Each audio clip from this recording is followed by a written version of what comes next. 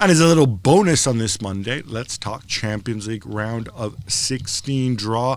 Lots of themes. Let's start right at the top. Borussia Dortmund against Paris Saint-Germain. We'll be asked to make a prediction as well, Robbo. So I'm going to let you go on this one. Your thoughts? I think it's a fairly good draw for PSG. I think they'll have too much for Dortmund. Yes, Dortmund are having a decent season, but over the two legs, I think PSG will have too much for them, and therefore will go through. Yeah, I'm with you on that. A bit of a revival, I think, under Lucien Favre. It looked like he was going to get sacked not that long ago, but hey, he's still in charge.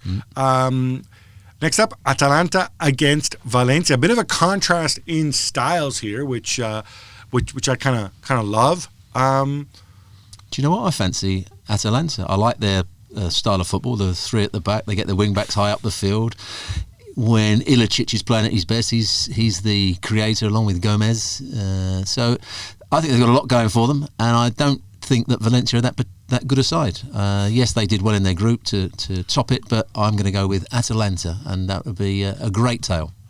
It's kind of turned on its head here, right? The more defensive Spanish side versus the more attacking Italian side. Definitely one to watch, but I'm going to lean Valencia on this one. Atletico Madrid against the holders, Liverpool. We were talking contrast in styles. I know Diego Simeone is trying to evolve them to Atleti 2.0, but it's a knockout game, so we're still going to see old school Atleti, right? Yeah, and they've had problems scoring goals this season, even though they brought in João Felix, who was going to... Then they wanted to play two up front. Diego Costa obviously got injured. Morata's back to somewhere near his best. But I would say over the two legs, Liverpool with their counter-attacking pace and their ability to dominate midfield, I'm going to go with Liverpool to win this one. You're giving Liverpool's lead in the table unless something happens between now and then. And again, it's always tricky. We are talking about matches that are, like 6 weeks away. But you would assume they can prepare properly for this. So I'm with you on that. I'm going Liverpool. Chelsea against Bayern Munich. Well, Bayern Munich have done well in the Champions League, but not so well in the league. They're starting to hit a bit of form. Chelsea have gone the other way. They've been critical of Frank again. They've been a little bit critical of Frank Lampard. It may be that he refreshes the side somewhat, but I'm going to go with Bayern Munich to win this one. I think they have too much experience. I think they'll have too much for Chelsea, and I think Chelsea are on a downward slide at the moment.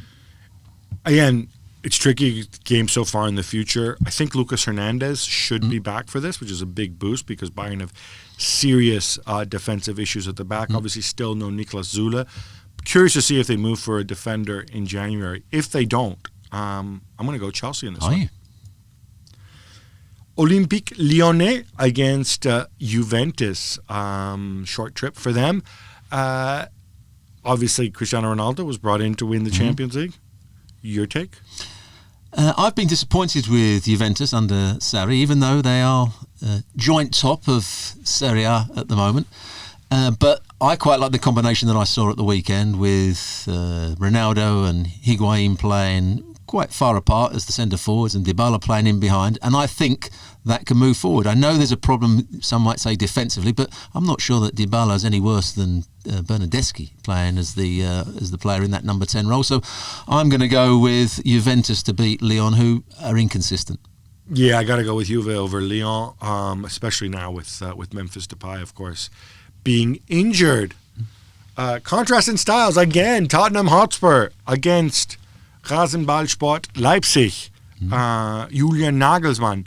They're top of the table in Germany. They played a million miles an hour against a guy who knows his way around the Champions League. Yes, but I wouldn't say he's stuck his stamp on, or put his stamp on Spurs just yet, because Spurs are still playing some good attacking football. We've seen Lucas Moura breaking forward, Son breaking forward, Kane and Ali's somewhere near his best. But I'm not sure he'd be too happy with the defensive side of the game. And at right back with Aurier at right back, they're vulnerable. So Leipzig, if they play at their very best, I'm going to go for Leipzig in this. Yeah, I'm going to go against them. I think, I hate saying this, if you very rarely hear me say this, but I think experience does matter. And I think Leipzig are they're single-mindedly focused on the Bundesliga this year. I think you saw it in the group stage too, where they were very much up and down. They had that Benfica game. So I'm going to lean Mourinho and Spurs. Napoli against Barcelona. Rino Gattuso's Napoli against Barcelona. And no, I've checked. I don't think they can bring back Ancelotti just for the Champions League. So, Robbo, they're the only team to have beaten the champions of Europe. How do they stack up against Messi?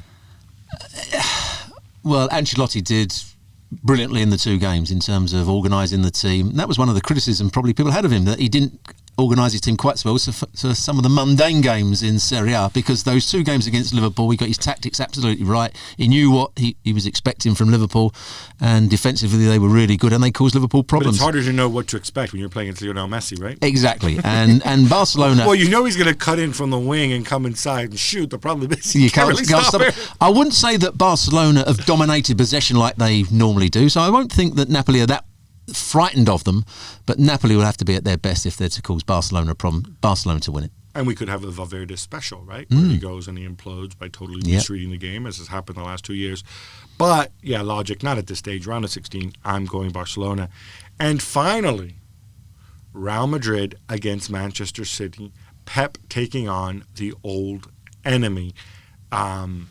Look, Real Madrid are in a title race. Manchester City are not. We don't expect them to be by the time that rolls around. We do expect Aguero to be fit. Maybe Laporte. Maybe Sané. It could be a different City. I'm going City. I don't like going against Real Madrid in the Champions League because of their history and whatever else. But this Manchester City team, I think they're really good. And Pep's won this competition. If I was a coach playing against any other side, I wouldn't have great fear. There's ways you could stop them playing. The one team that I would always fear if I was a coach would be a Pep Guardiola side. And this Man City side, on their day, when he gets everything right, can tear you apart. So I'm with you. I'm going to go for Manchester City to beat Real Madrid. But that's only if Laporte's back, yeah? Can we put that? No, I'm going to put that little rider in there. I'm going to say that Man City. Oh, really? If it's Stones and Fernandinho back there against the mighty Kareem. Well, I would go with Otamendi, and I wouldn't play Stones. Stones would be nowhere near a team. Otamendi, whatever. Yeah. Against the mighty Kareem. Yeah, I'm still going Man City. All right, time will tell. That's your Champions League draw. Ties are in February, so you got a lot of time to think about it. And remember, don't give us a hard time about our predictions, because between now and then, everything could change. Thanks so much for watching ESPN on YouTube. And for more sports highlights and analysis, be sure to download the ESPN app. And for premium content and live streaming, subscribe to ESPN Plus.